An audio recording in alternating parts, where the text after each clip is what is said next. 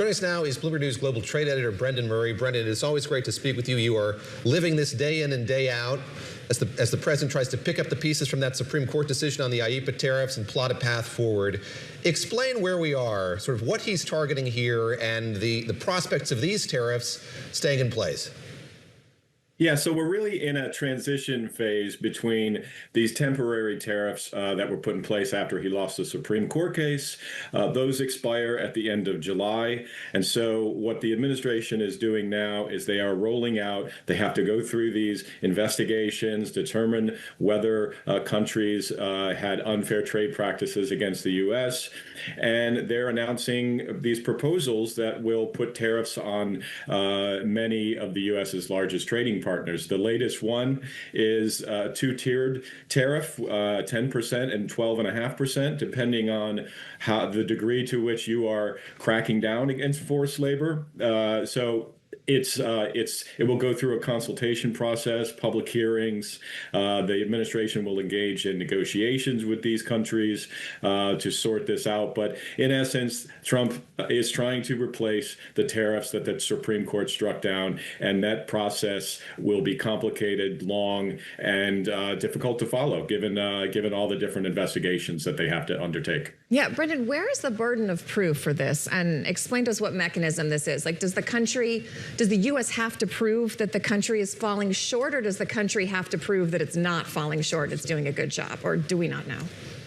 Yeah, no, it's a difficult one to answer on the burden of proof. But essentially, what the U.S. is going to do is determine, number one, do you have rules in place that will prevent you from trading with countries that have forced labor violations, and are you enforcing those? That's where the two-tier tariff breaks down. But can they implement the tariffs? Sorry, can they implement the tariffs and then do the investigation, or do they have to do that investigation before they're allowed to implement the tariffs?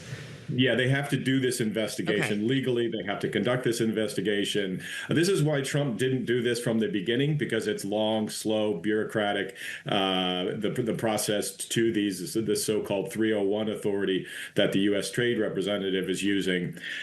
Trump came out on April 2nd last year and said, I'm going to do reciprocal tariffs, and it turned out that those were illegal. So this is the process that they have to go through now. These are more legally durable. They have already withstood court challenges. And so the administration thinks this is now the way to go, rather than the sort of chaotic past 12 months that we saw with the president posting on social media tariff threats and tariff imposition of tariffs.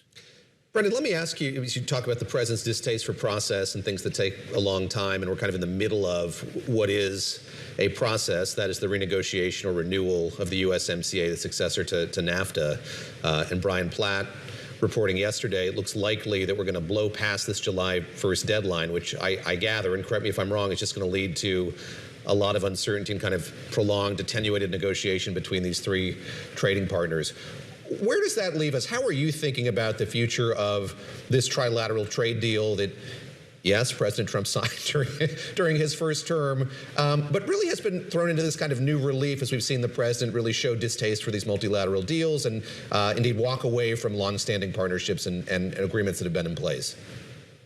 Yeah, so this particular renegotiation deadline, it's not really a deadline. It's just kind of a point on the calendar where all three sides have to decide whether they want to continue with it or not, or withdraw from it. So I think what this sets up is a regular, ongoing negotiation. The administration has said basically what they want to do is negotiate individually with Canada separately and with Mexico separately to try to, because the economies are very different. Of course, the auto industry stretches across North America. So that is really the industry that matters the most and has the most at stake. But the administration wants to see more cars produced in the U.S. They don't want to see them assembled in Mexico and exported north. So what they're going to do, according to Jamieson Greer, is look into the rules of origin, the sort of how much of the car is produced in Mexico. That percentage is, they're gonna look at some of those measures and try to renegotiate those. But if what we're looking at is just a regular ongoing renegotiation of USMCA, then the word that we've heard over the past 18 months, uncertainty, that just is there in the background. And if you're a company and you're trying to figure out what your sourcing costs are between the U.S., Canada, and Mexico, it creates a lot of uncertainty. So the administration has said that they are going to conduct these talks with Canada and Mexico, and with no real end in sight. I mean, you brought up what I wanted to ask you next, which is the risk to U.S. companies. I mean, this is done under the auspices of saving U.S. businesses. But as we've seen with the Section 122 tariffs, we had spice merchants based in the U.S. talking about Burlap and Barrel. Burlap and Barrel talking about how... The boys of Burlap and Barrel were on the show. They really, really adversely impacted. They were one of the plaintiffs in the case. It really hurt their business. And this happens with auto manufacturers as well, who use the basis, the outline of that trade deal with Mexico and Canada to set up this kind of... And now it's all thrown into upheaval again. What is the risk to U.S. companies as these investigations happen and you see tariffs maybe going into place, maybe no? How do you plan for something like this? Yeah, I mean, it raises the question of whether companies, and this is really what the administration wants them to do, is it just gets so complicated to do business across the borders that you just produce things at home. And that is sort of one of the maybe indirect effects is it's just we don't have any visibility on what our tariffs are going to be with major trading partners, the U.S. and Canada, between Canada and Mexico. That's something like 30% of all U.S.